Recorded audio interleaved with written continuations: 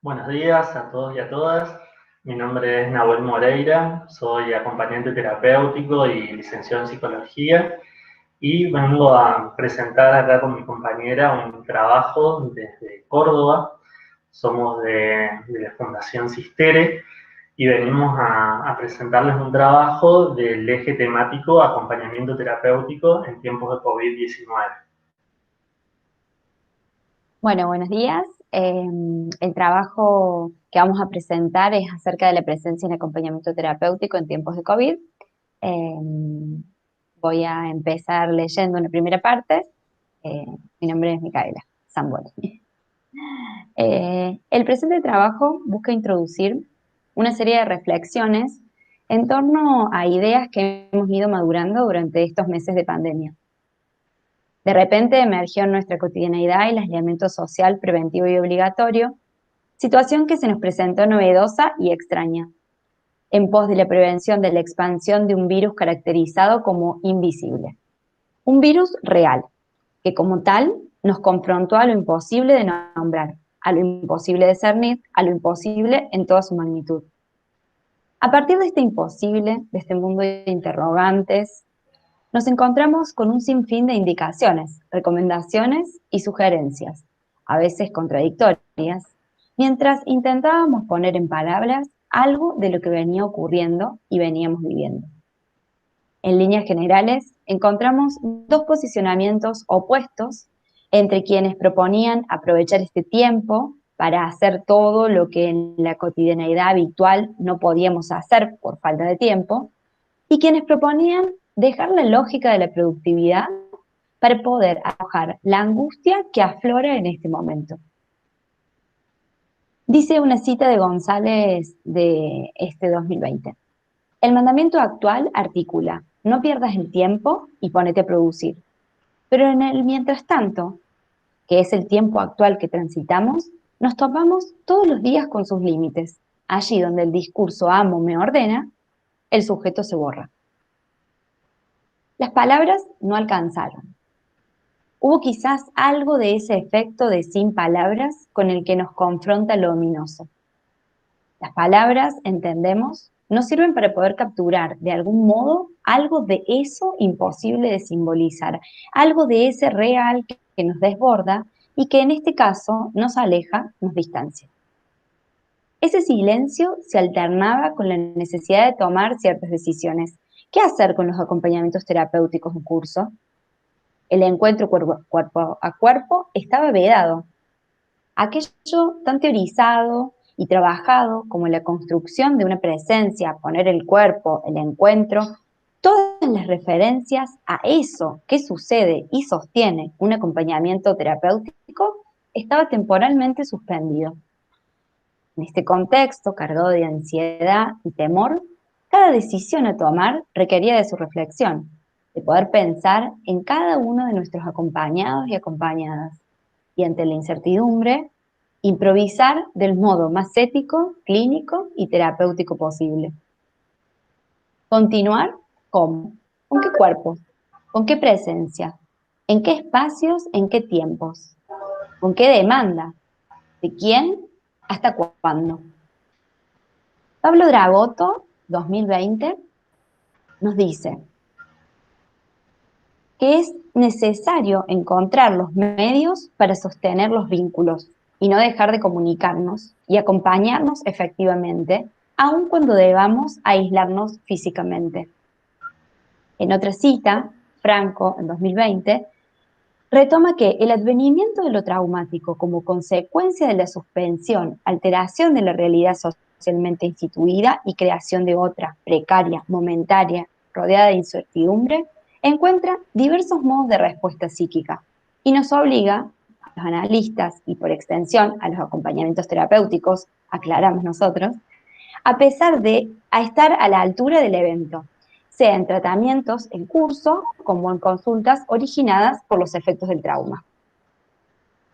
La alternativa que muchos encontramos para continuar con los procesos terapéuticos era, y aún hoy es, la virtualidad. El encuadre de trabajo cambió y las condiciones de posibilidad de nuestros acompañados y acompañadas también. De repente comenzaron a compartir una cotidianeidad de un modo diferente, al encontrarse con otros que no estaban habituados, miembros de las familias en sus domicilios, muchos de ellos intentando sostener sus actividades en un como sí. Y allí ingresó una gran pregunta. ¿Nosotros también continuaremos como sí? Con el espacio de encuentro desplazado a la virtualidad, ¿cómo sería ese encuentro? ¿Sostendríamos nuestros días y horarios para comunicarnos? ¿Sería propicio esperar a la demanda de nuestros acompañados y acompañadas? En los distintos equipos por los cuales transitamos se formularon estos interrogantes. Ante el cambio de encuadre del acompañamiento terapéutico, ¿sería suficiente con su enunciación? ¿Cómo se constituye un espacio que entendemos de la clínica de lo cotidiano en virtualidad? Más allá de la continuidad en el proceso, de un vínculo establecido entre el acompañante y el acompañado, se produjo un quiebre, una ruptura en la modalidad de trabajo, que hace necesario poder establecer una nueva presencia, esta vez en los medios virtuales. Vamos a desplegar aquí algunos puntos de interés. En principio, entendemos, sabemos que los acompañamientos terapéuticos se despliegan en espacios de lo cotidiano, espacios que entendemos cargados de hábitos, lugares comunes, prácticas habituales, ritmos particulares, lazos afectivos, entre otras. Todo esto y más confluye en lo que le da su particularidad al cotidiano de cada quien, a lo que se despliega en esa rutina diaria un poco más o un poco menos rígida, que hace a los sentidos a los que cada quien enlaza su vida y en los cuales, como practicantes de la clínica de lo cotidiano, nos sumamos para pensar y trabajar el encuentro con el otro desde una modalidad que reconozca las particularidades que su cotidianidad presenta. Frank, en 2019, sostiene que el acompañante terapéutico trabaja en el presente. Con la presencia forma parte de un vínculo capaz de generar cambios en la subjetividad. Con su presencia desnaturaliza silenciosamente, pone en evidencia modalidades vinculares, rutinas, roles estereotipados y sobre ellos, con pequeños gestos o señalamientos, puede intervenir.